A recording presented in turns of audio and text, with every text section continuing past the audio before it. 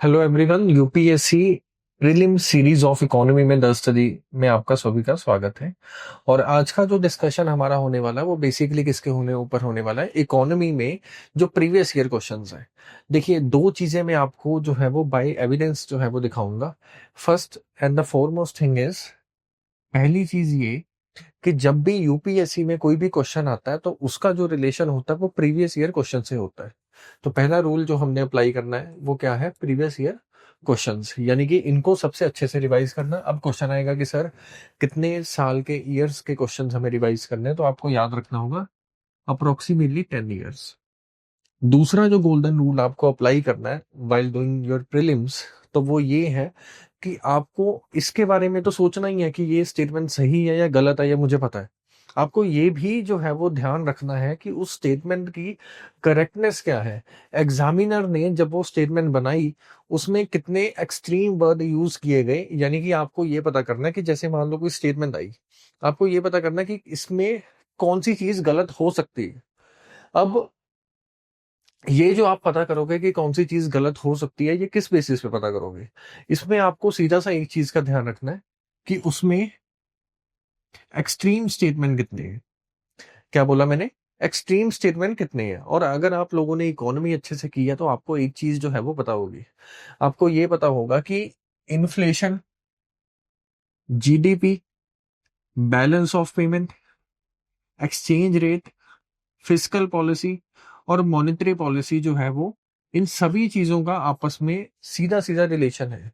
अगर इन्फ्लेशन ज्यादा हो रही है तो उससे मॉनेटरी पॉलिसी के ऊपर इंपैक्ट आएगा। क्या इंपैक्ट आएगा? एक्सपेंशनरी की जगह कॉन्ट्रेक्शनरी मॉनेटरी पॉलिसी हो जाएगी। उससे इकोनॉमिक ग्रोथ के ऊपर डिफरेंस आएगा, उससे बैलेंस ऑफ पेमेंट और एक्सचेंज रेट भी हिलेगा। तो अगर आप ये सब रिलेशन बना पा रहे हैं तो इसका मीनिंग आपकी इकोनॉमी जो है वो ऑलमोस्ट तैयार है। अब आज का जो हमारा डिस्कशन होने वाला है, मैं आपको दो चीजें करवाऊंगा। पहली चीज आपको ये करवाई जाएगी कि सर बैलेंस ऑफ पेमेंट जो है वो कैसे करना है। हर साल अप्रोक्सीमेटली दो या दो से ज्यादा क्वेश्चन भी कई बार रहते हैं इससे, बैलेंस ऑफ पेमेंट से। और इसको करने की सही अप्रोच क्या होनी चाहिए जिससे हमारे सारे क्वेश्चन जो है वो प्रीलिम्स के सॉल्व हो जाए, इसको देखेंगे। सबसे पहली चीज जो आपको बैलेंस ऑफ पेमेंट में याद रखना है कि ये है क्या। क्या बोला मैंने कि बैलेंस ऑफ पेमेंट होता क्या है? बेसिकली हमारा जो देश है वो चीजों की ट्रांजैक्शन करता है, यानी कि इंडिया जो है वो कुछ चीजों को एक्सपोर्ट करता है और कुछ चीजों को इंपोर्ट करता है। अगर मान लो मैं एक अकाउंट बैलेंस शीट बना दूं और उसमें एक तरफ ये लिख दूं कि क्या कौन सी चीजें ऐसी हैं जो हमने इंडिया में मंगवाई और कौन सी चीजें ऐसी हैं जो इंडिया से बाहर भेजी गई है, तो इस सब की एक जो बैलेंस शीट बनेगी उसको बैलेंस ऑफ पेमेंट के नाम से जाना जाएगा। यहां तक कोई प्रॉब्लम? अब नेक्स्ट नेक्स्ट आपके माइंड में ये आएगा कि सर बैलेंस ऑफ पेमेंट जो है वो कितने टाइप्स का हो सकता है।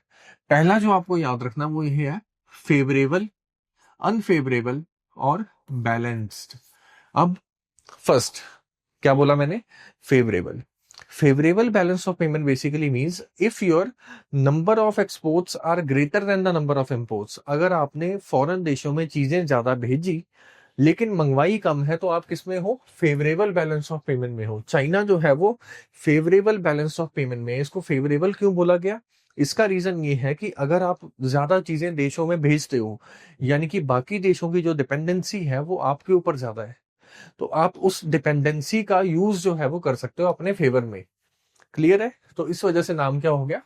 Favourable balance of payment. दूसरा है unfavourable balance of payment. Unfavourable balance of payment basically means अगर आप लोगों ने इंपोर्ट जो है वो ज्यादा मंगवाए लेकिन एक्सपोर्ट जो है वो कम किए, तो इसको क्या बोला जाएगा? Unfavourable balance of payment.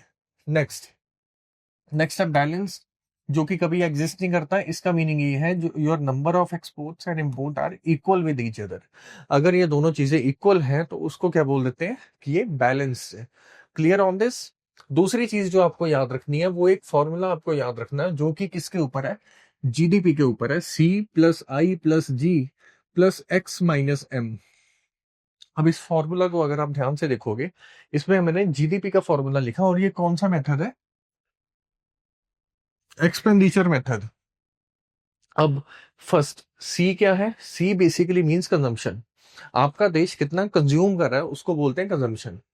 I means investment, G means government expenditure और X minus M means net export यानी कि आपने फॉरेन देशों में कितना भेजा।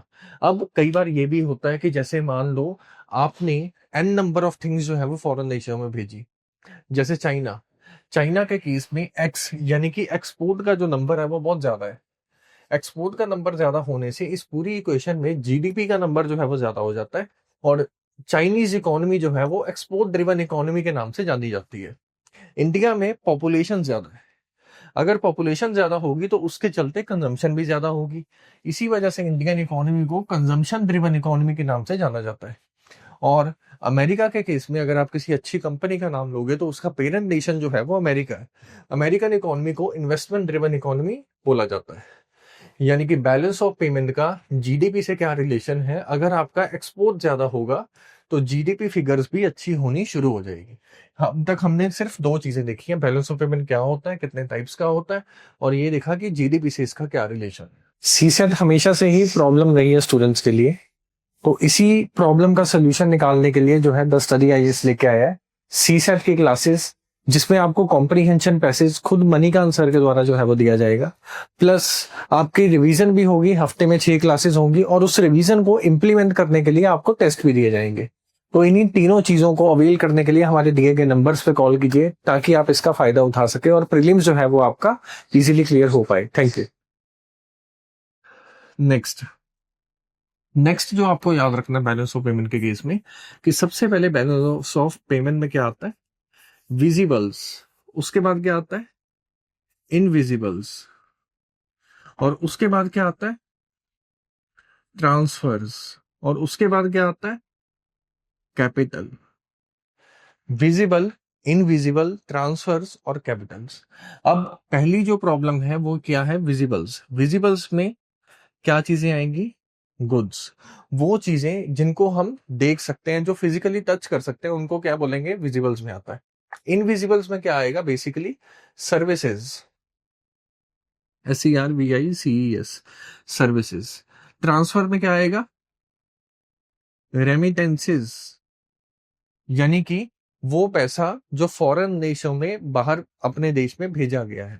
जैसे मान लो आपका कोई भाई है, वो यूएस में काम करता है और यूएस से हर महीने घर पे 1 लाख रुपया भेजता है, वो जो 1 लाख रुपीज भेज रहा है वो रेमिटेंसीज में काउंट होगा।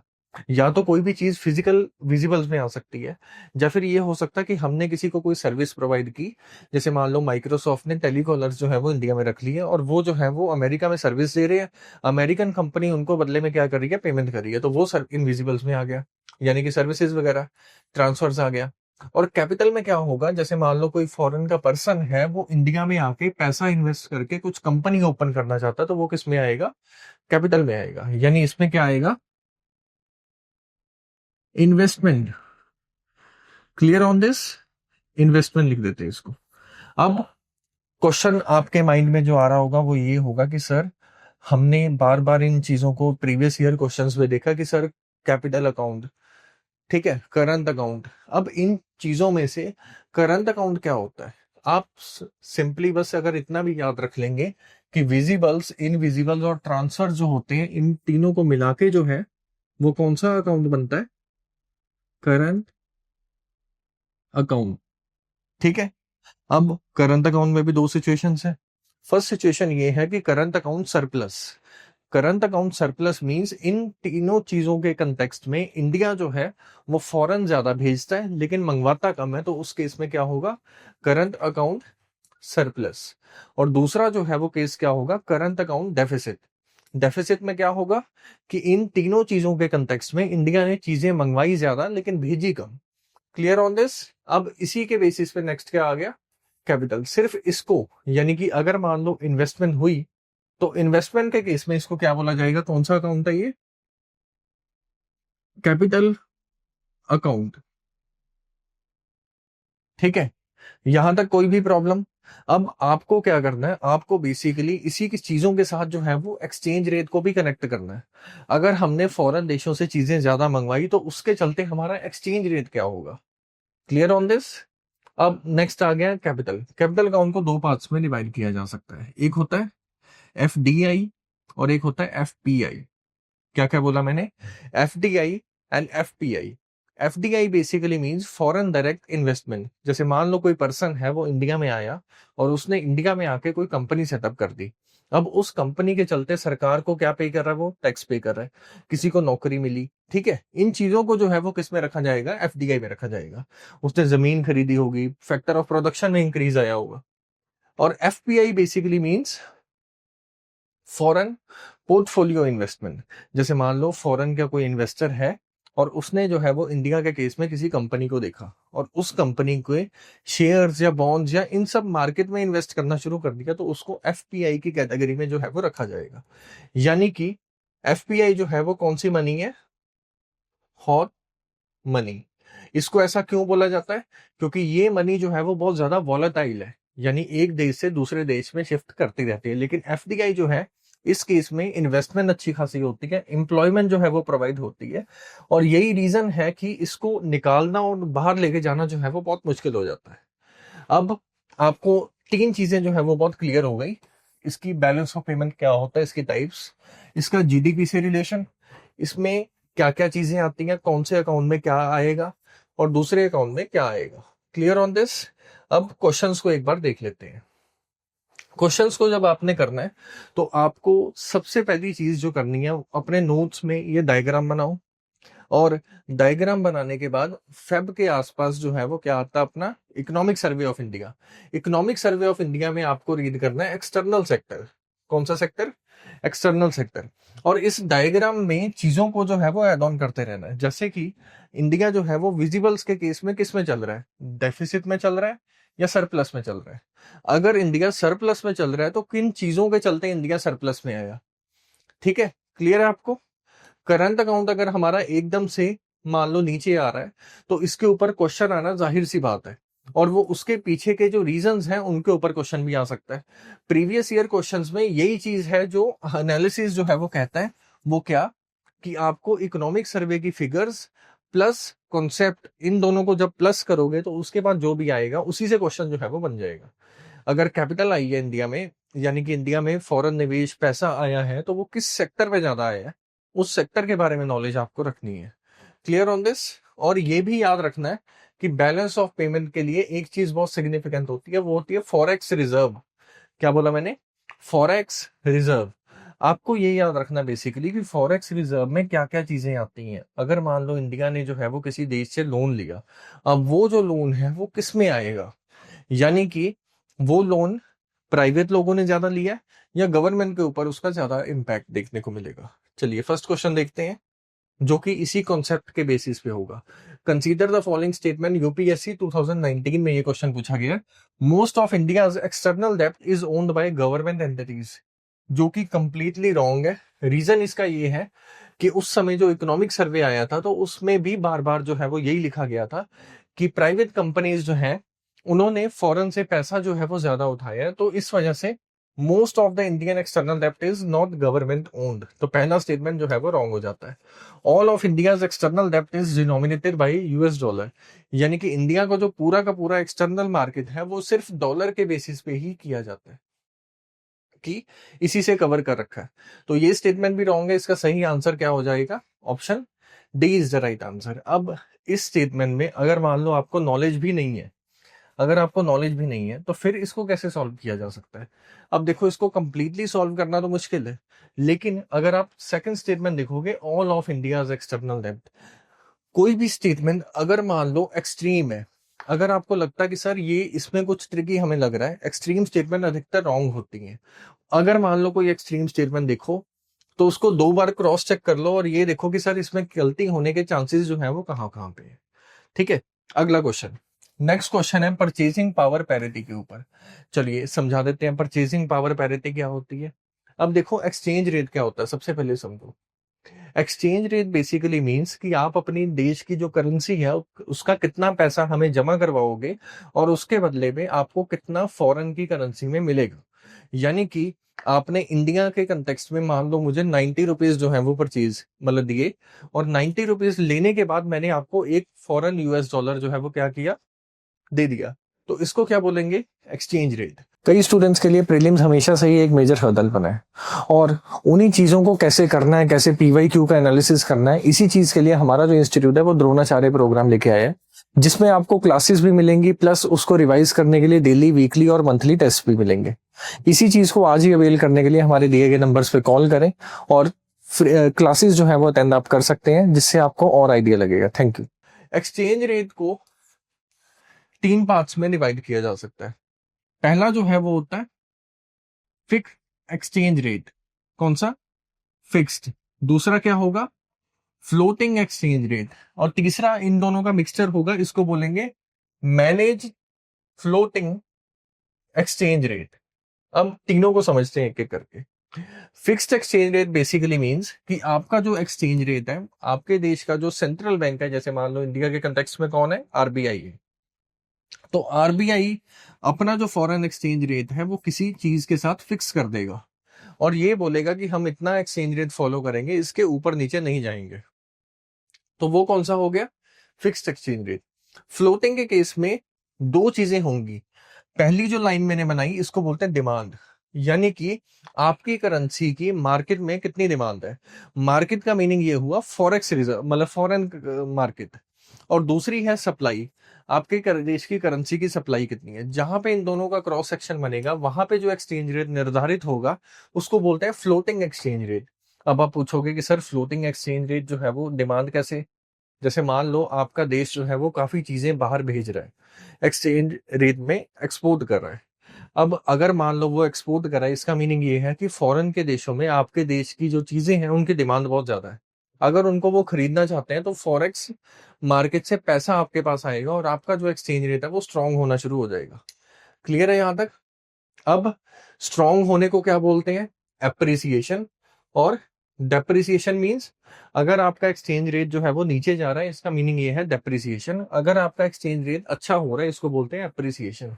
यही सेम चीज अगर मान लो आरबीआई कर रहा है, इसको बोलते हैं रीवैल्यूएशन और इसको बोलते हैं डीवैल्यूएशन। यानी कि अगर मार्केट फोर्सेस के चलते एक्सचेंज रेट खराब हुआ, उसको बोलेंगे डेप्रिसिएशन। अगर मार्केट फोर्सेस नहीं बल्कि सेंट्रल बैंक ने उसको चेंज किया, इसको बोलते हैं डीवैल्यू करना या डीवैल्यूएशन किया जाएगा। इसको appreciation, revaluation. Clear on this? अब नेक्स्ट आ गया मैनेज फ्लोटिंग एक्सचेंज रेट। इसमें क्या होगा कि एक रेंज जो है वो फिक्स कर दी जाएगी, जैसे कि मान लो 70 से लेके 90। अगर 70 से 90 के बीच में एक्सचेंज रेट फ्लक्चुएट करेगा तो आरबीआई जो है वो कुछ नहीं करेगा। जैसे ही वो 90 को क्रॉस करेगा या 70 के नीचे जाएगा तो आरबीआई जो है, सेंट्रल बैंक जो है वो इंटरवीन कर देगा और फॉरेक्स मार्केट में कुछ चेंजेस करेगा कि हमारा दोबारा से एक्सचेंज रेट उसी रेंज में आ जाए। इसको बोलते हैं। क्लियर है अपना? अब नेक्स्ट क्वेश्चन जो था वो किसके ऊपर था? पीपीपी के ऊपर। ये जो डेफिनेशन है फ्लोटिंग एक्सचेंज रेट की, ये किस बेसिस पे है? ये डिमांड और सप्लाई के बेसिस पे है। पीपीपी बेसिकली क्या मीनिंग होता है कि इन्फ्लेशन भी तो मायने रखती है उन देशों में। जैसे कि मान लो इंडिया में हमने बास्केट ऑफ गुड्स ले ली, हमने क्या लिया? एप्पल्स मान लो। और वही हमने यूएस में एप्पल्स का एग्जांपल लिया। अगर इंडिया में आपको एप्पल्स 30 रुपीज पे मिल रहे हैं और यूएस में आपको $1 पे एप्पल मिल रहा है, तो यानी कि बास्केट ऑफ गुड्स के हिसाब से हमारा एक्सचेंज रेट कितना हुआ? 30 रुपीज। अब ये भी जो है वो कंसिडरेबल था। इकोनॉमिस्ट ने पहले ये कॉन्सेप्ट दे दिया, उसके बाद जाके ये लगा कि फॉरेन देशों में इन्फ्लेशन भी तो होती है, वहां पे बास्केट ऑफ गुड्स का प्राइस कुछ और है, इंडिया में कुछ और है, उस बेसिस पे भी चीजें जो है वो खरीदी बेची जाती हैं। उसके बाद फिर पीपीपी का कॉन्सेप्ट आया। अब क्वेश्चन में इन्होंने क्या पूछा था? इन्होंने पूछा था purchasing power parity exchange rate are calculated by the comparing the price of same basket of goods and services in different countries. बिल्कुल सही है फर्स्ट स्टेटमेंट। सेकंड ये है in terms of PPP India is the 6th largest economy. तो ये answer wrong है, India 6th largest economy नहीं है। ऑप्शन आपको देता हूं 1 2 3 4, इनमें से कोई एक आंसर है। कमेंट सेक्शन में जो है वो इसको बताइए। Clear on this? तो इसका आंसर जो है वो क्या बन गया? Option A is the right answer. Next question, which one of the following is not the most likely measure the government that takes to stop the slide of Indian rupees. यानी कि कौन सी चीज है जो इंडिया में सरकार जो है वो नहीं लेगी वो स्टेप। इंडिया का अगर मान लो एक्सचेंज रेट जो है वो नीचे नीचे चलता जा रहा है, यानी कि अभी अगर आप रिसेंटली देखोगे तो $1 जो है वो 90 के आसपास पहुंच गया था, जो कि पिछले हफ्ते की न्यूज है। यानी कि कॉन्टिन्यूसली जो है वो नीचे की तरफ स्लाइड जा रहा है। कौन सी चीज है जो सरकार कभी भी नहीं करेगी? फर्स्ट क्या है? Import of the non essential goods, यानी कि जो चीजें जरूरी नहीं है उनका इंपोर्ट रोक देना। किया जा सकता है, इससे कोई प्रॉब्लम नहीं है। Encouraging Indian borrowers to issue rupees denominated masala bond, इससे जो है अच्छा होगा, इसको क्यों रोका जाएगा?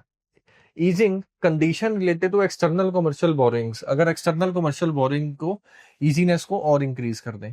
नेक्स्ट है following an expansionary monetary policy. अब एक चीज देखो, अगर हमारा एक्सचेंज रेट जो है वो कंप्लीटली नीचे आ रहा है और हमने एक्सपेंशनरी मॉनेटरी पॉलिसी यूज कर ली, यानी कि पैसा मार्केट में सप्लाई में इंक्रीज कर दिया, इससे होगा क्या? इकोनॉमी में इन्फ्लेशन भी आ जाएगी।